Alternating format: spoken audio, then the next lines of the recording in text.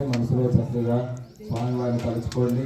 మీ సంకల్పాలు, వ్యాపారాలు, ఆరోగ్యాలు, ఇంకేమైనా ఐశ్వర్యం, సంప్రదాయమైన కోరికలు ఇలాంటివన్నీ కూడా స్వామి అనుగ్రహం వలన ఈ 3 రోజులు చక్కగా పవిత్రంగా దీక్షతో చేసినటువంటి కార్యము ఆనందంగా ఐశ్వర్యప్రదంగా అన్ని విధాలుగా మరి స్వామి అనుగ్రహం ద్వారా సుసంపన్నము, సకల కోరికలను నెరవేరాలని మనసులో కోరుకోండి.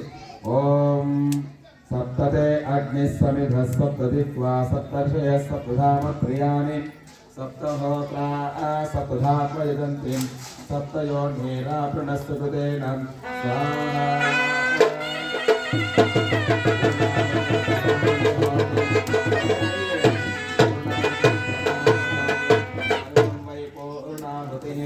अस्यामेव प्रतिष्ठते वसोर्धारतिवा एषा हूयते स्मृतस्य मिष्मिल्लोकभिन्वमानोपतिष्ठताम् आज्येन जुहते तेजो आज्यं वसोर्धारते सेवास्मै तेजो वरन्दतो कामानेवावरुन्धे ओम शंचमे फोटो తీస్తున్నాను మంటకి ముందుకు రా కొంచెం వస్తుంది ఓం శంచమే మయస్తమే ప్రియంతమే కామస్తమే కామస్తమే సోమనసత్తమే భద్రంతమే జయస్తమే యశస్తమే భగస్తమే ద్రవినంతమే యంతాతమే ధర్తాతమే క్షేమస్తమే ధృతంతమే విశ్వంతమే మహాత్మే సంవృత్తమే జ్ఞాతంతమే సూత్యమసీరంతమలయస్తమే అమృతంతమే క్షమంతమే నామయస్తమే జీవాపస్తమే దీర్ఘాగమిత్రంతమే అభయంతమే సూర్యసుదినంతమే.